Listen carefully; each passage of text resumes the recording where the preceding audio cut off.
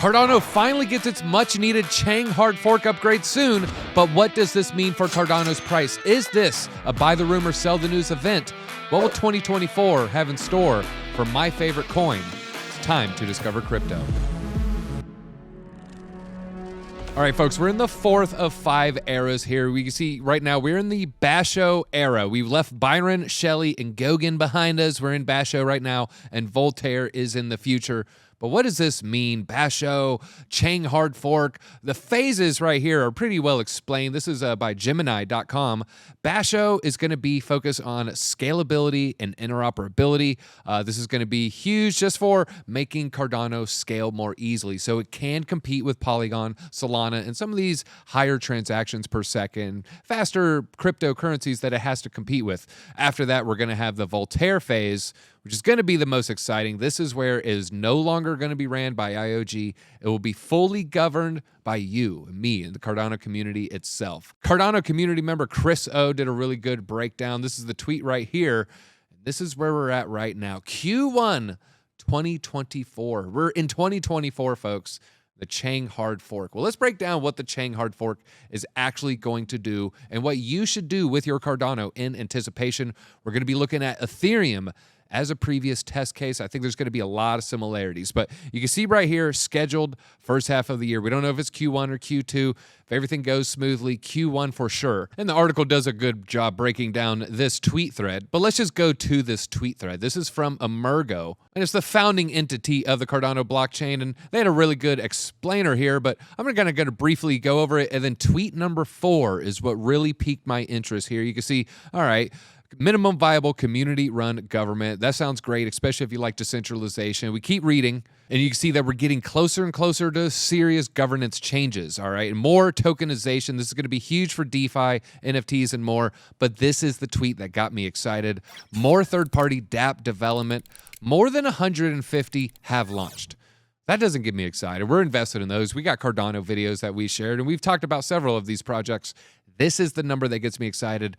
1,300 dApps are currently in development on Cardano. If just 10% of these have any kind of real impact, this is going to be a very, very bullish year for Cardano. I don't expect all 1,300 to launch, nor do I expect most of these to launch even in 2024. Some might be 2025, but this is going to be very, very bullish. And you can see now we're starting to spread out the languages Cardano devs are starting to use here. You hear about Plutus this, Plutus that, but now we got Marlowe and Aiken. Not Clay Aiken, not him, although, you know, hey, did he rob Ruben Studdard? Who knows? Who knows? That's a different video.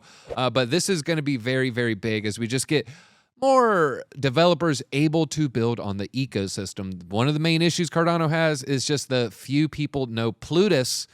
The more languages we spread it out to, the more bullish it's going to be because now there's more things being built on Cardano, meaning more cool apps on your phone, on your wearable watch, on your glasses, on whatever. But now let's look at cold, hard facts, everybody. Okay, we're looking at the numbers, and we're going to make some comparisons to Ethereum. And the reason I'm making the comparisons to Ethereum, I'm seeing a lot of similarities with the 2024 upgrade for Cardano and a 2021 upgrade for Ethereum. Talking about the London hard fork. London hard fork happened August 4th.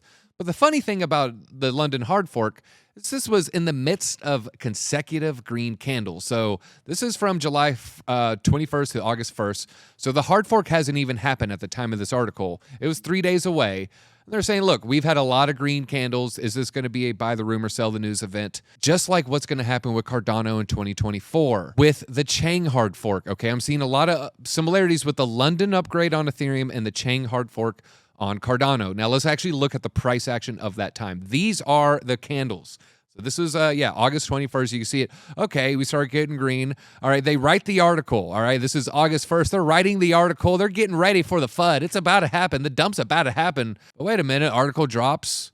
Okay, all right. Well, here's the upgrade. August 4th. You can see the date right there. Surely things go down. No, we get more green candles. Okay, well, we finally get our red candle. Things are going to turn around. I'm expecting a dump, a bloodbath. Oh, let's shake out some investors. No, then we got more green candles. Let's actually measure this move. We're going to measure from August 4th. We're just going to take about the middle of the Doge candle right there. And look at that, folks. 60% pump. If we list it from the bottom, after a 50% pump. So we had a 50% pump followed by a 60% pump. And this is going to be in the midst of all these green candles where everyone was certain the price was going to return to the downside. We know it's going to go down. And I know this is what's going to happen with Cardano. We're going to get some green candles, but don't get shaken out, folks, because we saw what happened with Ethereum. If things go smoothly with this upgrade, however. Now, we've talked about another secret metric with Cardano, and I'll briefly cover it right here. It was me exposing Cardano's biggest lie. Make sure you go back and you watch this. This came out about a month ago. And I want to talk about Cardano, why I'm feeling so bullish right now. So you can see total value locked. Look at Cardano, less than 1%. Ethereum taking all the value, $59 billion. Woo! Tron, sure, Justin Sun's 2/3 of that. Binance Smart Chain, Solana. Where do we see Cardano? Barely eking out a living in the top 10 here. Total value locked, $420 million. What's going on with you Cardano guys? Why'd you got to land there, 420? As long as that doesn't say 0.69, we're happy here. Cardano coming in at 420.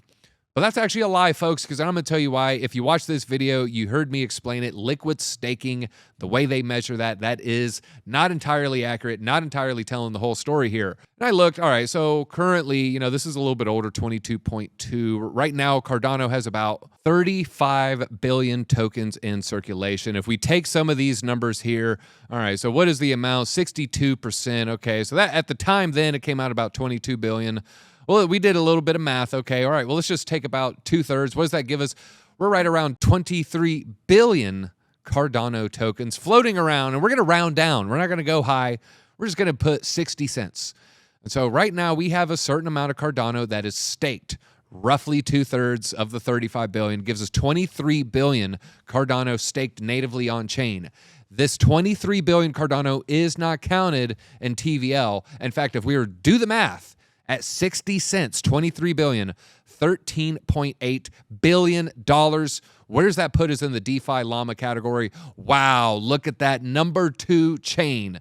And this is why I'm bullish on Cardano. You look at some stats like this, you see the paltry TVL. Oh, their DeFi only has 420 million locked. Because when you have a wallet and you can stake natively while still holding custody of your assets, why wouldn't you choose that path? And so a lot of people like myself, we choose that path.